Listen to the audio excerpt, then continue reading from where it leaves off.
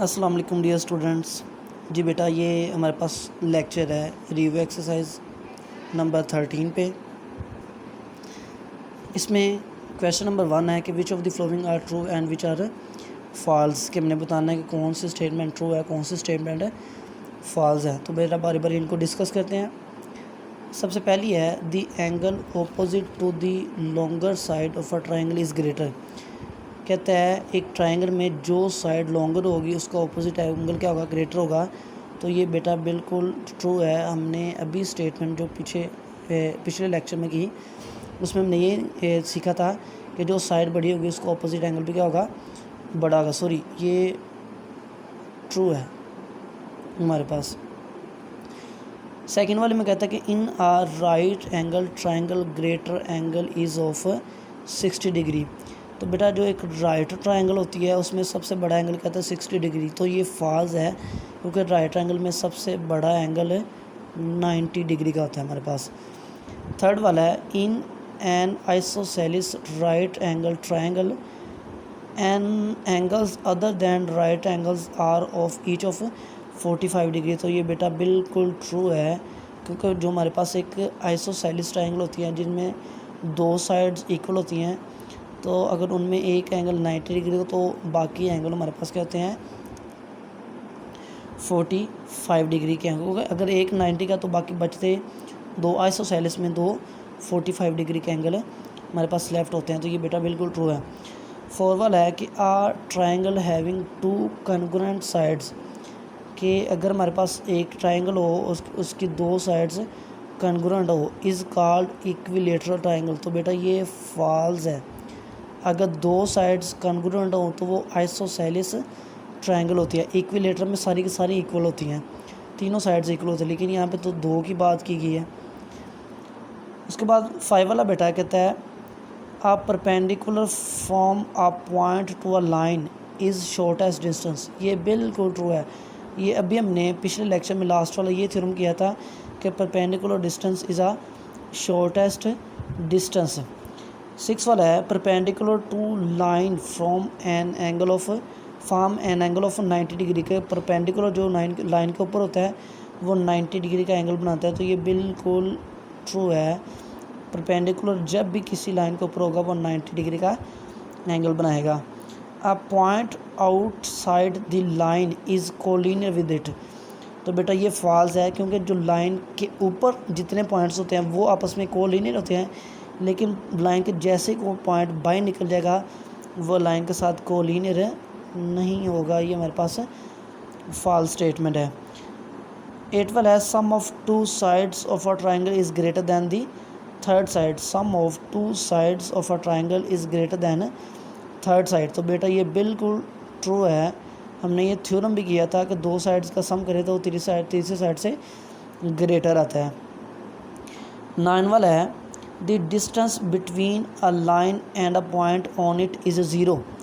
तो बेटा एक लाइन, अगर हमारे पास, मैं कहता हूँ कि मेरे पास एक लाइन है तो उस लाइन के ही ऊपर अगर हम एक पॉइंट लें तो लाइन और पॉइंट के दरमियान जो डिस्टेंस होता है 0 होता है। ये बिल्कुल ट्रू है। तो बेटा अगर फ़र्ज़ करें ये लाइन है तो वो पॉइंट तो लाइन के ऊपर ही है, तो इनके दरमियान में डिस्टेंस तो कहीं पर भी नहीं हमें नज़र आएगा क्योंकि वो तो बिल्कुल ही उसके ऊपर लाई करता है। तो ये ट्रू है। 10 वाला है triangle can be formed of length 2, 3, 5। ये बेटा हमने पीछे थ्योरम में किया भी था। ये फॉल्स हैं क्योंकि इन लेंथ के साथ ट्रायंगल फॉर्म नहीं होती, क्योंकि दो साइड्स का सम करें तो दूसरी साइड से ग्रेटर आना चाहिए, लेकिन 2, 3 का सम करो तो ये 5 के इक्वल ही आ जाता है। तो ये फॉल्स है। उसके बाद क्वेश्चन नंबर 2 बेटा हमारे पास ये जो क्वेश्चंस हैं इनका, ये शॉर्ट क्वेश्चंस हैं, ये बेटा हमने लाजमी क्या करने हैं, इनका हम सोल्यूशन देखते हैं बेटा। क्वेश्चन नंबर 2 बेटा what will be the angle for the shortest distance from an outside to the line. तो बेटा यहाँ पे वो पूछ रहा है कि जो अगर एक पॉइंट, लाइन के बाहर अगर पॉइंट हो उस पॉइंट से जो शॉर्टेस्ट डिस्टेंस होता है उसका एंगल क्या होगा। तो वो एंगल बेटा 90 डिग्री होगा। शॉर्टेस्ट डिस्टेंस होता है परपेंडिकुलर। मैं यहाँ पे आंसर लिखा है कि shortest distance is the perpendicular distance from the point outside the line, so the angle is 90 degree. तो वो जो शॉर्ट है परपेंडिकुलर बिल्कुल होता है, तो वो 90 डिग्री का एंगल बनाता है। क्वेश्चन नंबर 3 हमारे पास कहता है 13 centimetre 12 centimetre and 5 centimetre are the length of a triangle, then verify that difference of measure of any two sides of a triangle is less than the third side, कि इनका जो दो sides का difference है तीसरी side से less होगा। तो देखिए 13, 12 और 5 ये 3 साइड्स हैं। तो देखिए पहले 13 माइनस 12, तो आंसर आता है 1, तीसरी साइड से लेस है, ट्रू है। 13 माइनस 5 पहली और तीसरी साइड ले लें, तो आंसर आता है 8, लेस है दूसरी से, ट्रू है। 12 माइनस 5 आंसर आया 7, 7 लेस है पहले वाले से, थर्ड वाली साइड से लेस है, तो ये भी ट्रू है। तो ये तीनों साइड्स के लिए हमारा क्या आ रहा है, ट्रू आ रहा है। तो ये हमारे इसके पास इसका सॉल्यूशन है। क्वेश्चन नंबर 4 हमारे पास, इसमें बेटा 3 साइड्स गिवन है 10, 6 एंड 8, और हमने ये शो करना है कि दो साइड्स का सम तीसरी साइड से ग्रेटर आता है। पिछले में डिफरेंस किया लेस आएगा, जो सम है वो ग्रेटर आएगा। तो देखिए 10 प्लस 6 आ गया 16, ग्रेटर है थर्ड साइड से। 10 प्लस 8 18 ग्रेटर है थर्ड साइड से, और 6 प्लस 8 14 ग्रेटर है थर्ड वाली साइड से। तो दो साइड्स का सम तीसरे साइड के से ग्रेटर आएगा। ये हमारे पास क्वेश्चन नंबर 4 का सॉल्यूशन है।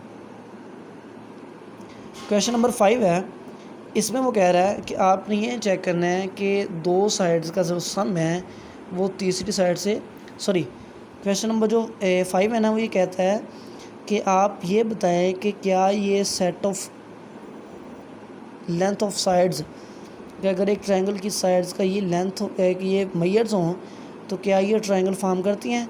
तो देखें उसमें तो ये था कि दो साइड्स का सम तीसरी साइड से ग्रेटर आना चाहिए। तो देखो दोनों को ऐड किया 3 + 4, तो ये आ जाता है 7, और ये तो तीसरी साइड के इक्वल चला जाता है, तो भी ये रहता है फाज। इसका मतलब कि ये वाला सेट है ये ट्रायंगल नहीं बनाएगा।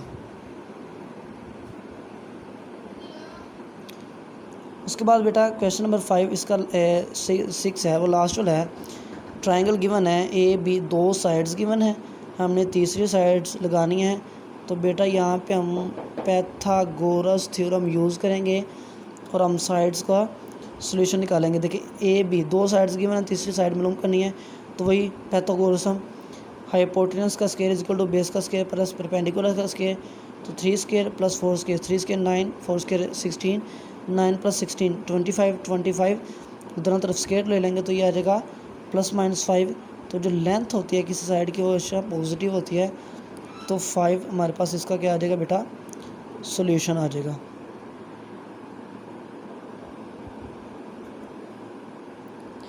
तो बेटा यहाँ पे ये हमारे लेक्चर्स कंप्लीट हो जाता है DV एक्सरसाइज 13 पे। इसको बेटा आपने अच्छे तरीके से तैयार कर लेना है इस लेक्चर को, इसको ज़रा आपने कम्प्लीटली डिस्कस कर लेना है, इसको आपने शॉर्ट क्वेश्चन अच्छे तरीके से तैयार कर लेने हैं और इसके नोट्स कंप्लीट कर लेने हैं।